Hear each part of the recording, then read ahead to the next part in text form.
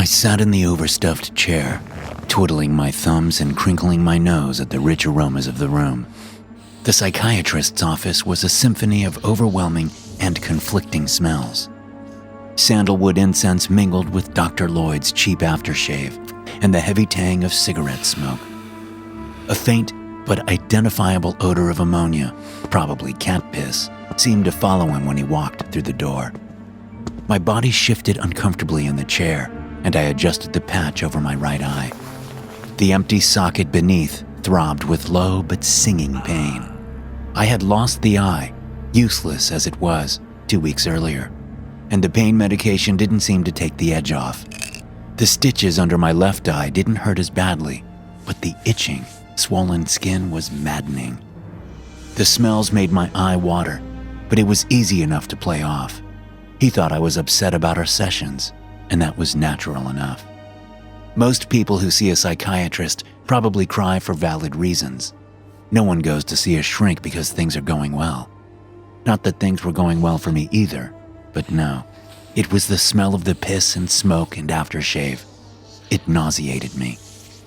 That wasn't his fault though. I've been blind for the past 20 years, and my sense of smell could be a bit overwhelming. Not that it was any more developed than anyone who had their vision, but I was just much more aware of it.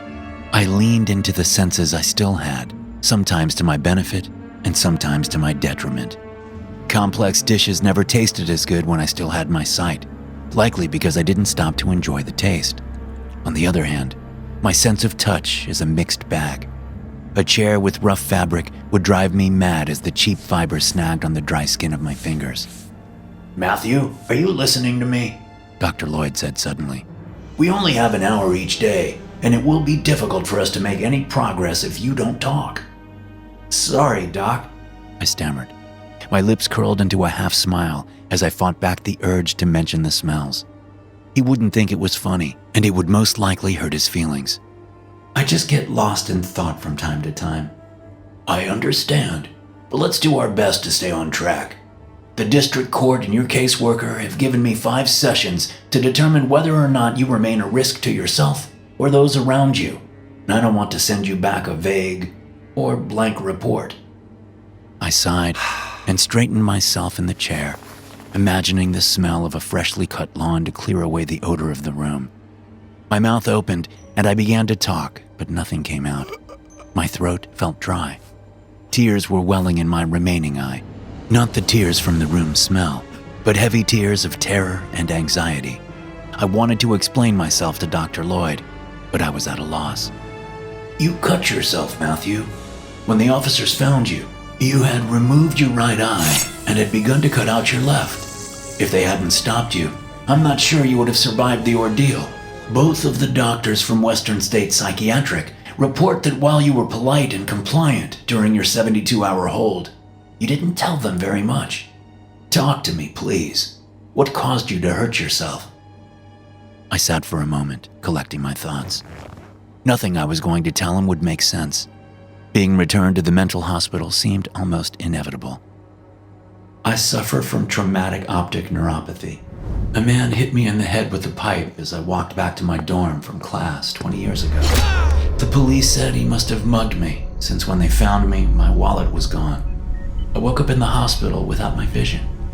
The doctor said both optic nerves were damaged, and they weren't sure if my sight would come back. 2 decades later, I can tell you it is seeming unlikely." I laughed uncomfortably.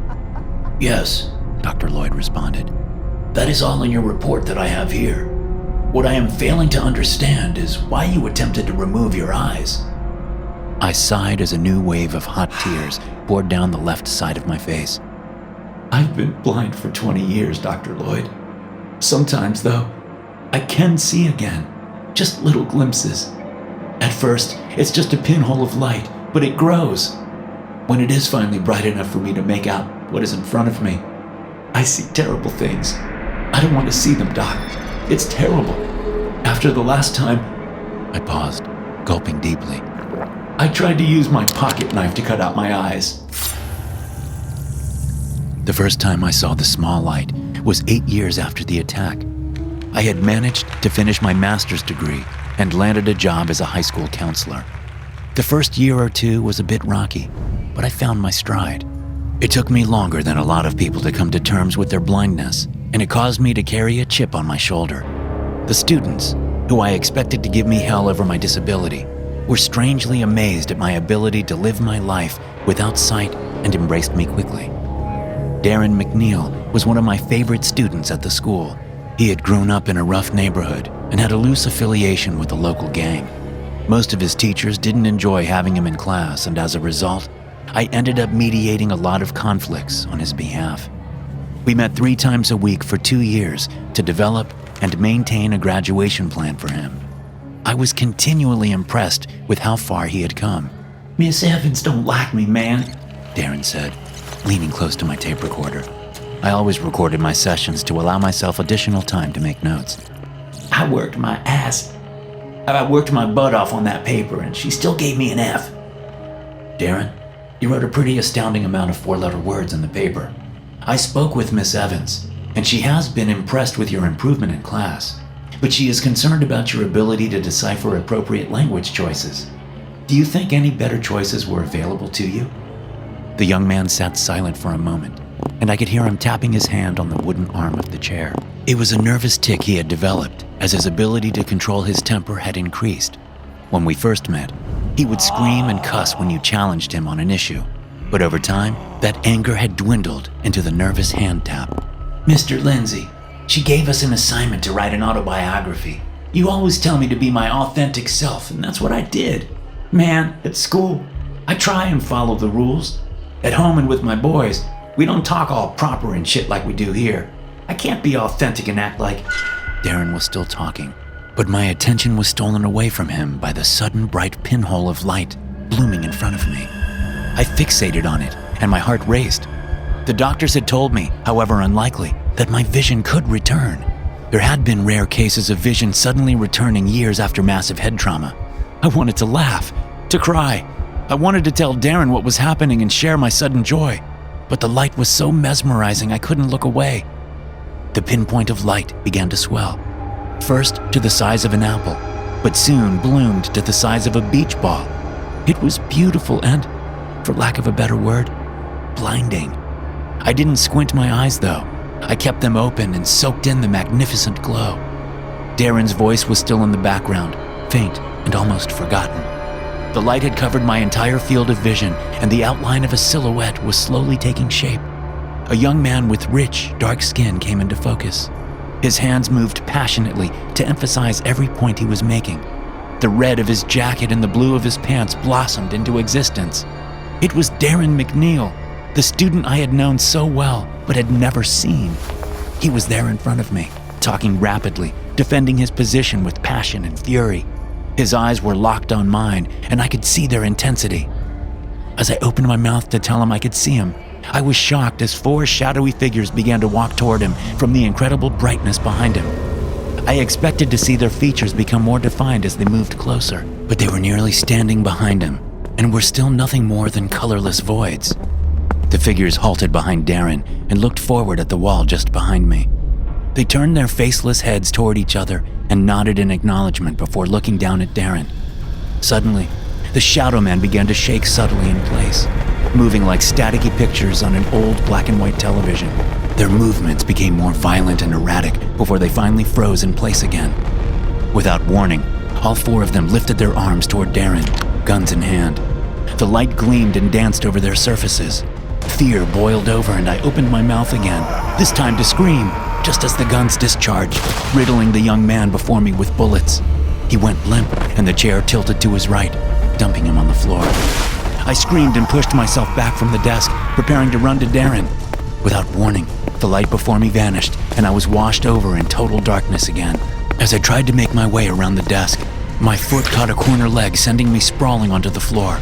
My face connected with the cheap, thin carpet, and my thoughts became a swimming mess. Mr. Lindsay, are you okay? I heard a voice say loudly, fighting to penetrate the volume of my panicked wails. It was Darren.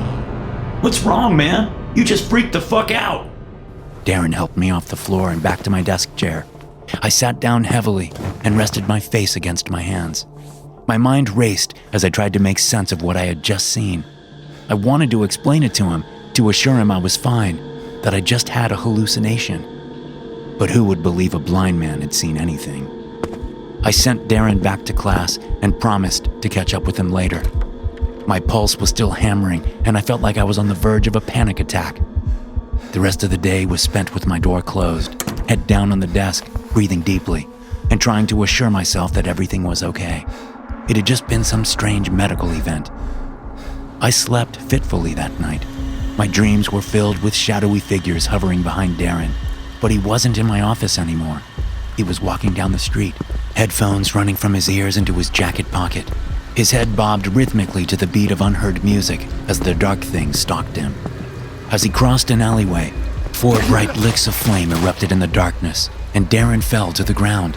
Blood pooled around him as his glassy eyes stared up into the streetlight overhead. An earpiece had fallen out of his ear, and soft music drifted through the nightmare. I awoke the next morning feeling haggard and thin. The smell of my breakfast made me feel like I would vomit, so I scraped the eggs and toast in the trash and opted for a few cups of black coffee. The thermos was nearly empty by the time I walked into my office and slid myself behind my desk. I had just settled in the seat when I heard a knock at the door. Matthew, do you have a moment? Said a deep baritone voice. Mr. Harlow, the principal. Sure, have a seat. I'd offer you some coffee, but I'm about out. The legs of the chair snagged the carpet, filling my ears with the sound of sputtering fabric. Mr. Harlow sat down hard on the seat, his suit jacket rustling against the arms.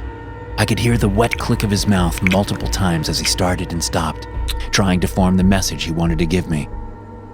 I spoke with the school resource officer this morning, Matthew. Something happened last night. Darren McNeil was shot and killed as he walked home from a friend's house. I know he was one of your clients here, and I just wanted to say I am... He kept talking, but I was no longer listening. It continued that way for years, infrequent but equally horrifying. Brief moments of light followed by a horrific scene I was powerless to stop. Visions of hateful creatures circling the soon-to-die like vultures waiting for a meal. And who the hell could I tell? Psychiatrists would think I had lost my mind, and there would be no way to prove it. Even if I could, there was no value in being correct. I never had a clear picture of what would happen until it was too late. Always a vague vision of the black figures mimicking how someone would die just as they could. What? Taunt me? Torture me? Sometimes there would be dreams, but I was sure they were no dreams at all. Somehow I was seeing the thing as it happened, watching these people die. Darren was first, and it mentally broke me for a while. I took a leave of absence from my job, and when I returned, I had to transfer to another school across town. The place felt tainted, and I couldn't sit in that office for one more day. The second victim was an old lady at the supermarket. It was nearly 2 years after Darren. We chatted idly as we waited in line to pay for our groceries. The light bloomed and the shadow men appeared. I could see the frame of a sweet, old woman as she chatted about her grandchildren. As she continued, a large shadow swept in from the right and left her withered body, bent and broken, on the tile floor of the grocery store in front of me. She asked if I was all right. I was aware I had started to cry. I smiled and assured her I was fine before leaving my basket of groceries and walking out of the store. Her name was Helen Bennett. She was a 72-year-old grandmother of 7, loved by all that knew her. The reporter in the evening news described how the drunk driver had driven over her like garbage. She was crossing the street with her groceries, hit and run. The third was Marie. Darren was difficult, but Marie was the hardest. She was the love of my life. We met at the new school where she taught AP Physics to disinterested juniors and seniors. 3 beautiful years together. We were due to be married in 6 months when the little light appeared behind her. We were eating dinner and she chirped happily about work and our impending trip to visit her parents in Vermont. A single dark figure began to grow in the distance, walking slowly toward Marie. I wanted to tell her, but I knew there was no way she would believe me. Instead, I decided to concentrate on what I saw and try to find a way to stop it. Once the dark thing had stopped behind her, it lifted its hand and the long black fingers danced around her temples. For the first time, I could see her beautiful face, and I was sickened that it was framed in the obsidian hands of that awful thing. I fought back tears, watching the creature intently for the smallest clue of what may happen when it suddenly slipped a finger in each of her ears. She stopped talking and her eyes glazed over. Her face went slack and she began to lean slowly toward the table until her weight became front heavy and her head slammed hard on the table. I looked down at her and saw a trickle of blood drip from her nose. And then the obsidian creature was gone. So we will need to get going around 9 or so, she said, her voice suddenly back in focus. Marie, I need you to listen to me. Something is wrong, and we need to go to the hospital right now. I don't want to scare you, but we need to get you to the ER and get you a CT scan. I will explain everything after we get there, but please, go get your shoes on and I'll call a cab. Matthew? She stammered, questioningly.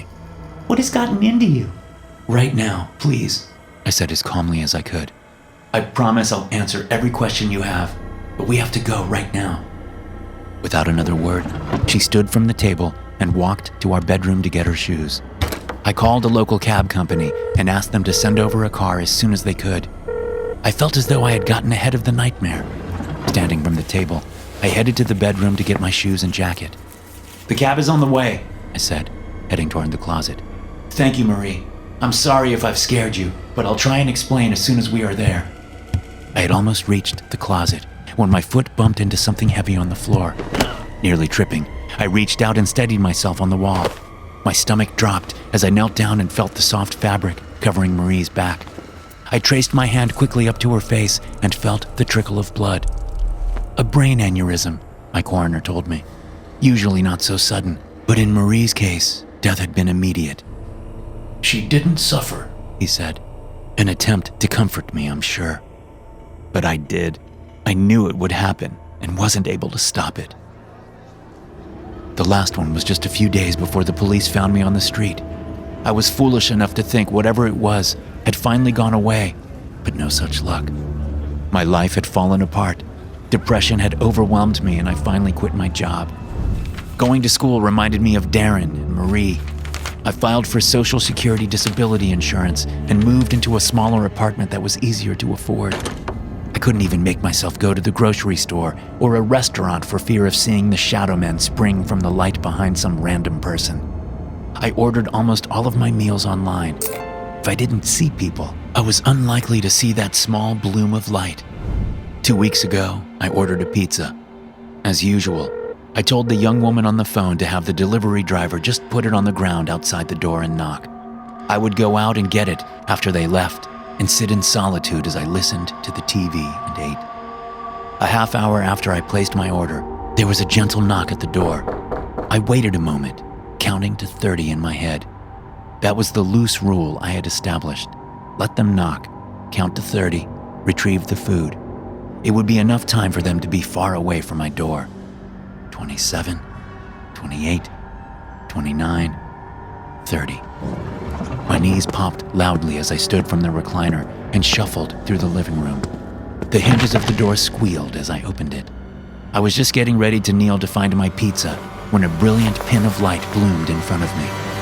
"Sorry, my dude," said a gravelly voice. "I think I may have brought the wrong pizza, and I wanted to check." I slammed the door. There was another gentle knock. Sir, I just want to see if I brought you the right pizza. I know it said to knock, but just leave it on the floor. I don't care what it is. Just put it down and go away. Go home and don't go out. If you feel sick, go to the ER. Damn it! Why did you have to be outside the door? Are you okay, man? Get the hell out of here! I heard footsteps padding down the hall, and what I'm certain was the driver mumbling what a crazy asshole I was. Panic consumed me, and I was gasping for air like a man who had been held underwater. My knees grew weak, and I collapsed on the floor in front of the door. When I was finally able to move again, I stumbled to the bedroom and climbed in bed. I fell asleep and drifted into a dream of an overweight man sitting in a recliner. He wore a bright red polo shirt with the embroidered emblem of a local pizza place. There was a needle in his hand, and he slipped it carefully into his skin before pressing the plunger. He smiled peacefully and put his head back against the backrest, closing his eyes, his body going limp. I watched as his body began to shudder lightly. Lines of vomit streaked from the corner of his mouth as he continued to shake. His chest began to heave heavily before slowing and finally coming to a rest. It was the pizza man from my doorway, I'm sure. I guess it was heroin, but I'm not certain. Either way, I watched a stranger overdose on his recliner and choke on his vomit. It was more than I could handle, and I didn't want to see anymore. That is very interesting, Matthew, Dr. Lloyd said, sounding less convinced than concerned. He scribbled wildly on his notepad. I can only imagine that having sudden hallucinations after years with no sight would be horrifying. While I'm no expert, there is a condition called Charles Bonnet syndrome that... No disrespect, sir, but it isn't Charles Bonnet syndrome. What I'm seeing, however horrible, is real. I went for a walk that night to clear my head, but I just went deeper into a spiral. The only solution I could think of was to, well, you already know how the cops found me. I don't want to see things anymore. I thought I heard Dr. Lloyd chuckle. There was no way to be certain, but I was fairly sure, and it pissed me off. Matthew, I know these things can feel very real, but I want to assure you that they... I held up a hand in his direction and he stopped talking. Adjusting myself in the chair, I turned to face him. His breathing grew shallow, and I heard the click of his pen as he retracted the point and placed it on his desk. You're balding with a scraggly mustache. There is a yellow spot on the collar of your sweater. Mustard, I think. You wear glasses. I believe the frames are gold, but it's hard to see. Dr. Lloyd sat in silence. Do you smoke? I do, but how? He stammered, but didn't finish his sentence. About 5 minutes ago, a small bead of light appeared in front of me, and you slowly came into focus. 2 dark creatures are standing beside you right now, and their hands have drifted in and out of your chest for the last few minutes. It seems close to your lungs. The last thing I remember before the world went black again was the horrified look on the doctor's face. I think you need to find some help. Thanks for listening. If you enjoy these stories, be sure to subscribe to the podcast and check out some more of my episodes here.